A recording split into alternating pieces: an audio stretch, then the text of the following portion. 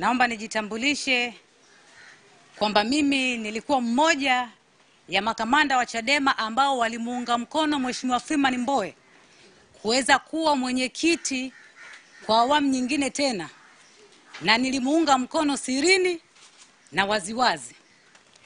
Lakini pia mimi ndiye ambaye niliongoza zoezi la kuchangisha fedha kwa BAWACHA wote wanaomuunga mkono ndani ya chama chetu kwa ajili ya kuweza kumlipia gharama ya fomu ya kugombea Mheshimiwa Mbowe.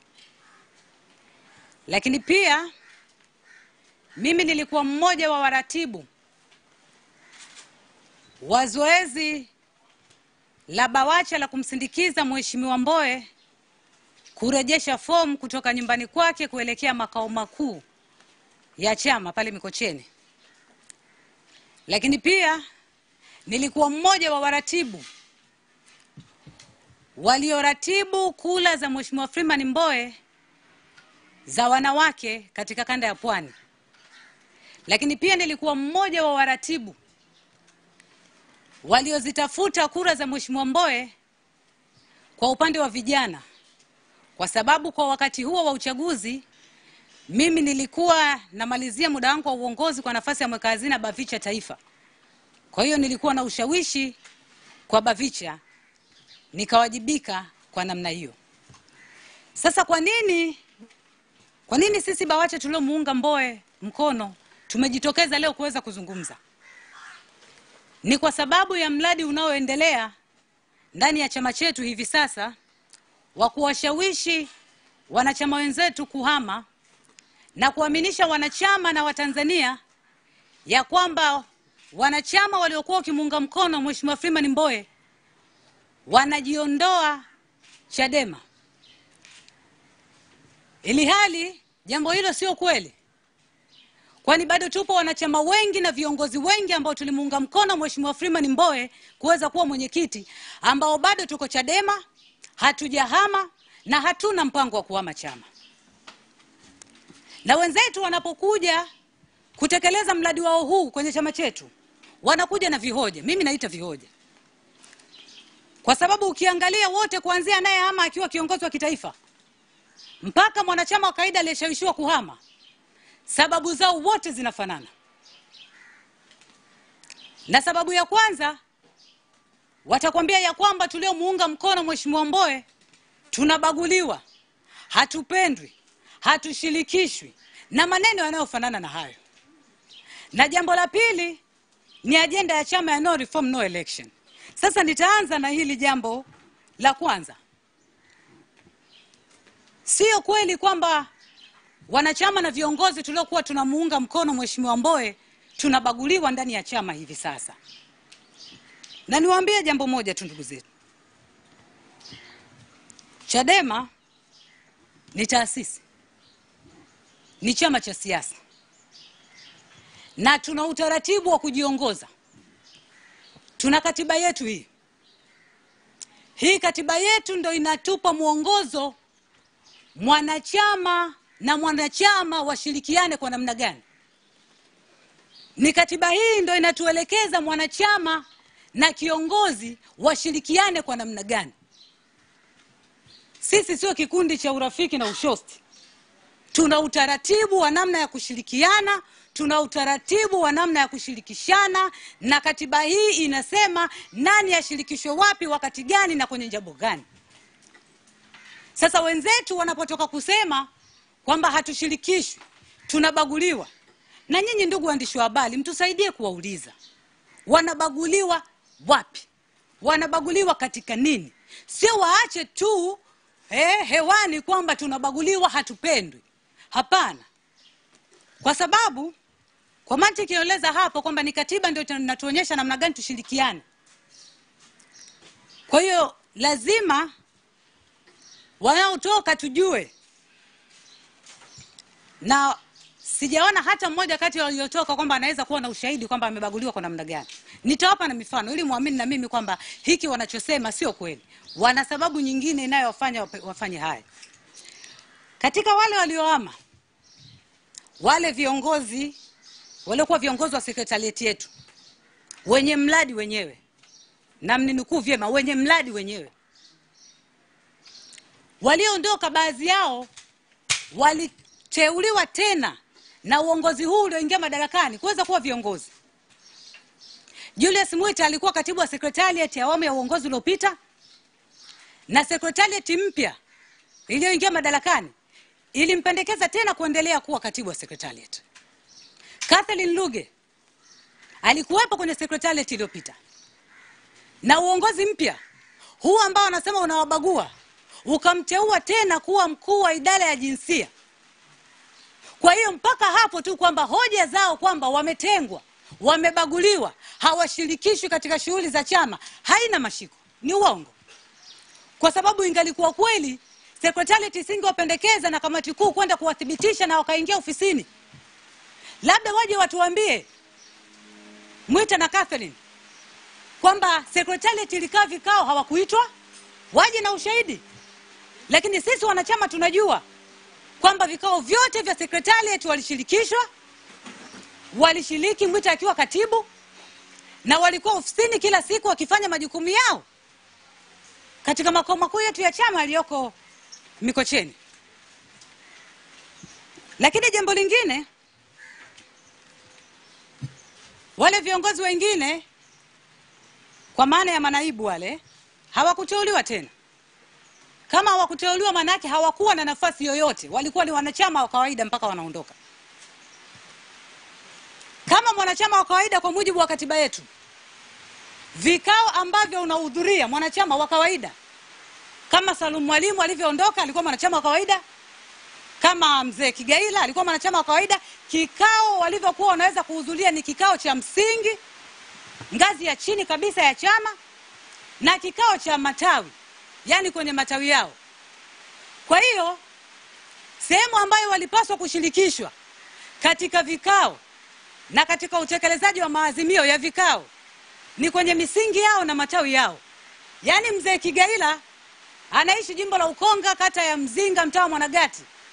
Yeye alitakiwa ashiriki kule katika utekelezaji wa shughuli za ujenzi wa chama, na sio kutaka kushirikishwa na viongozi wa taifa, na kitu ambacho sio kweli. Na naomba hapa niweke kumbukumbu nyingine vizuri. Nadhani ndugu waandishi wa habari mtakumbuka, katibu mkuu amekuwa akinukuliwa mara nyingi akisema ya kwamba baada ya ule uchaguzi baada ya kupatikana Secretariat mpya, aliwaita akitaka wakutane waliokuwa viongozi wa Secretariat iliyopita na viongozi wapya wa Secretariat kwa ajili ya kushauriana masuala mbalimbali ya ujenzi wa chama. Lakini walimjibu ya kwamba waache wapumzike.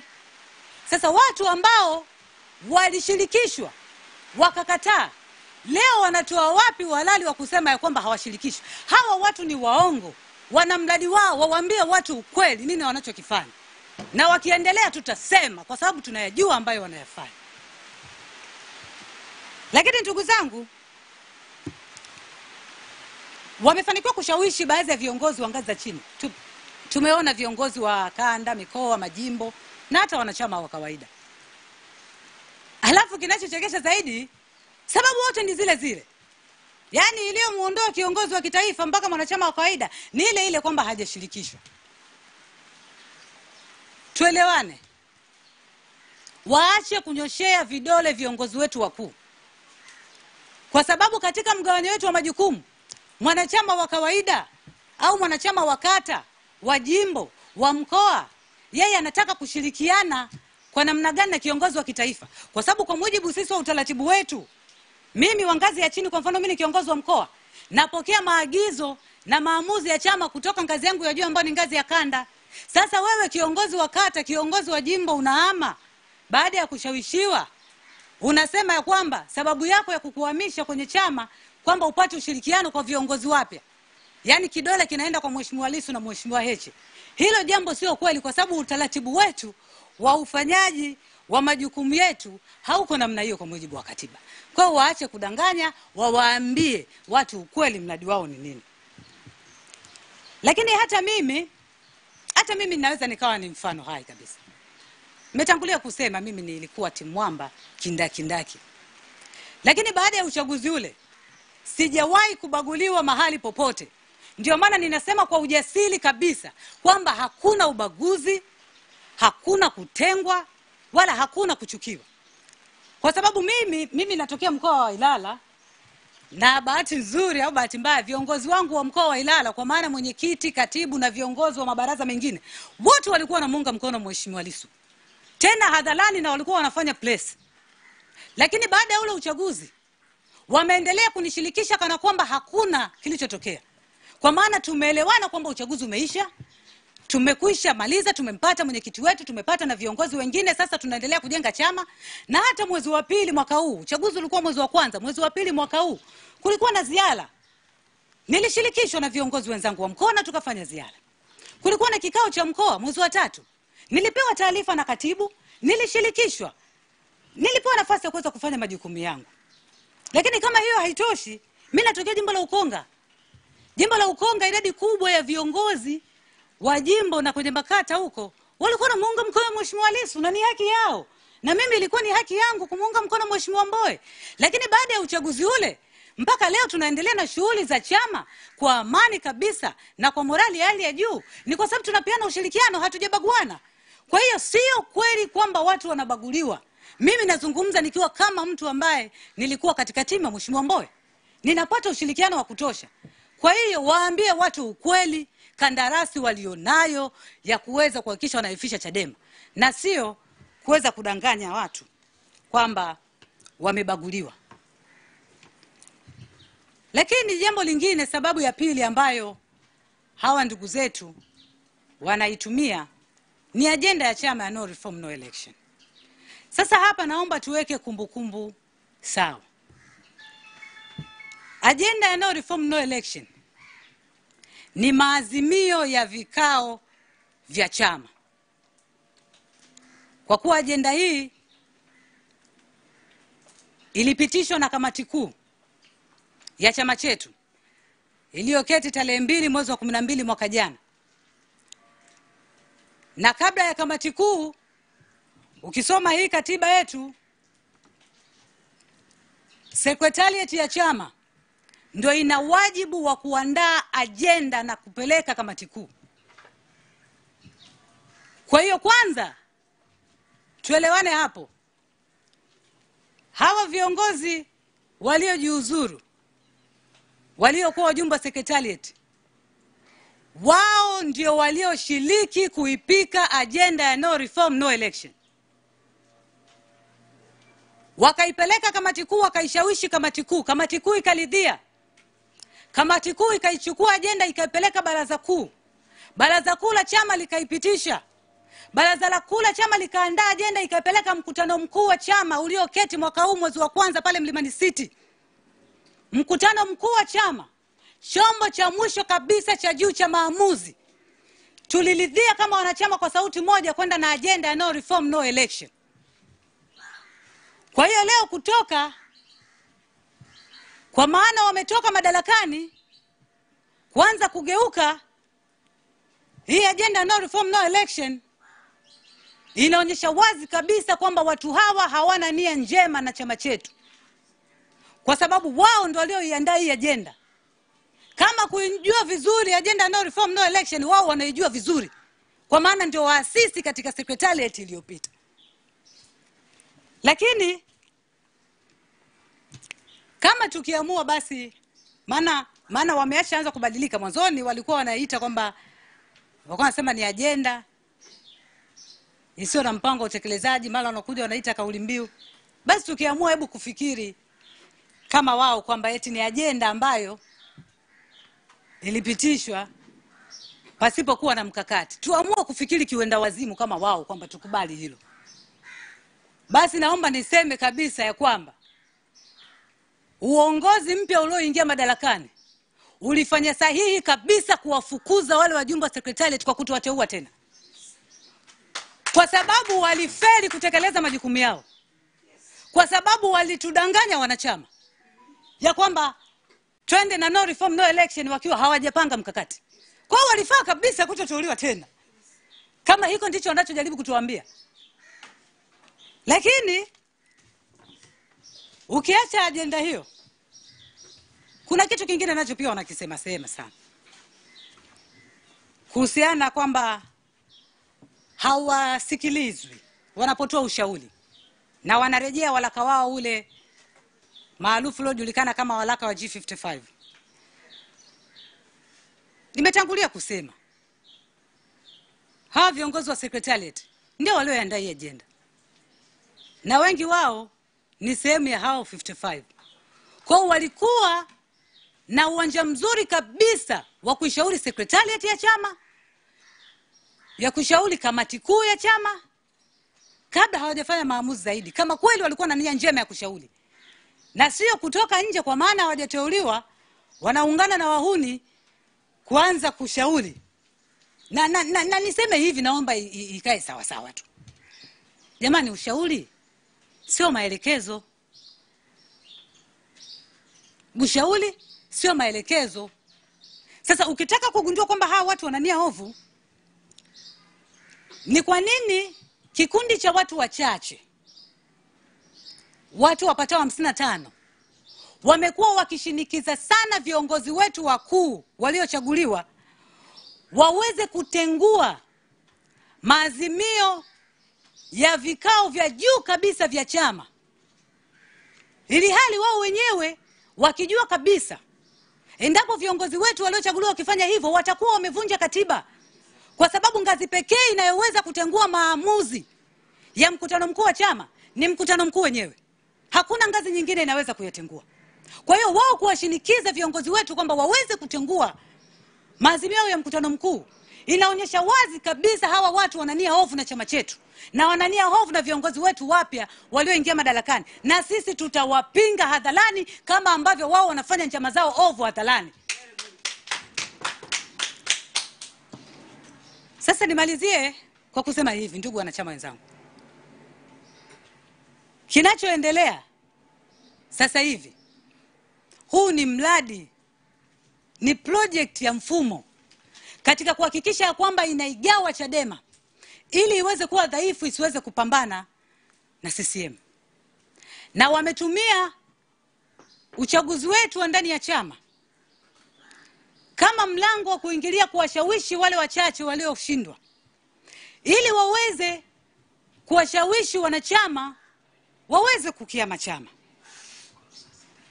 Na ninasema ya kwamba ni mradi, kwa sababu hata mimi hao viongozi wakuu niliotangulia kusema wenye mradi wao, wenye mradi sio wanachama huku chini wanaohama. Wenye mradi ni wale wakuu wa pale juu walioondoka siku ya kwanza. Walinifikia na mimi, walinifikia kwa maana wakiamini mimi ni mwenzao, tulikuwa timu moja wakati wa uchaguzi wa Mheshimiwa Mbowe. Wamenifikia kunishawishi kuweza kuhama chama, na mpango wao wamenishirikisha, na tutaweka wazi, hatuna cha kuogopa. Maana wanachama tunajua, hii tunaongea na nyinyi wananchi, wanachama tunajua ya kwamba wanaelekea Chauma, na wameahidiwa ya kwamba wataachiwa baadhi ya majimbo yapatayo 30. Wameahidiwa kupatikana kwa viti maalum. Hivyo na mimi walikuwa wananishawishi kwamba niende nitapata viti maalum. Wameahidiwa fedha kwa ajili ya kufanya kampeni, milioni 100 mpaka milioni 200 kila jimbo. Na lengo lao ni kusimamisha walau wagombea katika majimbo 100 ili kuisaidia CCM na watawala kuweza kuhalalisha ya kwamba kutakuwa na uchaguzi wa ushindani wa vyama vingi endapo Chadema hatutaingia. Kwa maana tumesema hatutaenda kwenye uchaguzi wa namna hii na hakutakuwa na uchaguzi. Kwa hiyo wamewawezesha magari na watawawezesha fedha. Wakiisha maliza hii movie ya kuhama, itakayofuata ni hawa ambao wamehamia Chauma kutoka kwetu kuanza kupita mikoani wakizidi kushawishi na kukitangaza chama ambacho wamejiunga nacho. Kwa hiyo mpango huko hivyo, na hawajanishirikisha mimi peke yake, wameshirikisha viongozi wengi. Wamewafuata watu wengi sana ambao tulikuwa tunamuunga mkono Mheshimiwa Mbowe. Watu wamekataa tu. Ndio maana naona wanaondoka kwa vikundi vidogo vidogo. Wamefuata watu wengi sana. Kwa hiyo hayo tunayajua na ushahidi tunao, na kama wakibisha tutauweka hadharani. Tumetunza risiti. Ni mradi, na lengo kubwa ni kuhakikisha wanaihafifisha Chadema. Hawa hawana lengo la kutoka kwenda kwenye chama kingine ili wapambane na dola, ili wapambane na CCM. Wao wanataka kupambana na Chadema. Sasa ndugu wanachama wenzangu, akili za kuambiwa changanya na zako. Ulijiunga Chadema wewe binafsi ukiwa umeamini katika itikadi, falsafa, dira na malengo ya Chadema.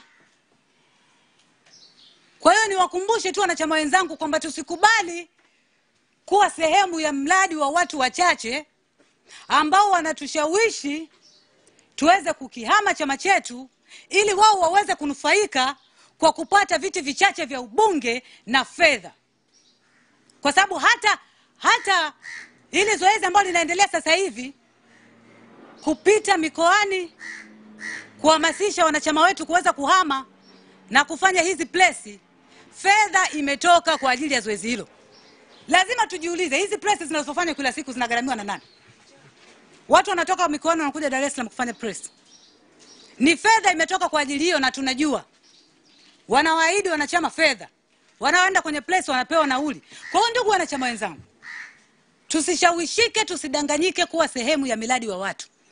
Hawa wanaotoka hawana nia njema kabisa ya kupigania mabadiliko, hawana nia njema ya kuwakomboa Tanzania, bali wapo kwa ajili ya kupigania matumbo yao na maslahi yao ya muda mfupi. Na nimalizie kwa kusema namna hii. Chadema ipo imara na itaendelea kuwa imara. Chadema haiwezi kufa wala kuyumbishwa kwa sababu wanachama wachache walioamua kusaliti mapambano, walioamua kuangalia maslahi yao binafsi wanapotoka ndani ya chama chetu. Kwa sababu Chadema ni chama ambacho kina wanachama wengi sana, na tuna mtandao wa ngazi za uongozi mpaka chini kabisa kule kwenye misingi. Kwa hiyo ni chama ambacho kiko imara sana.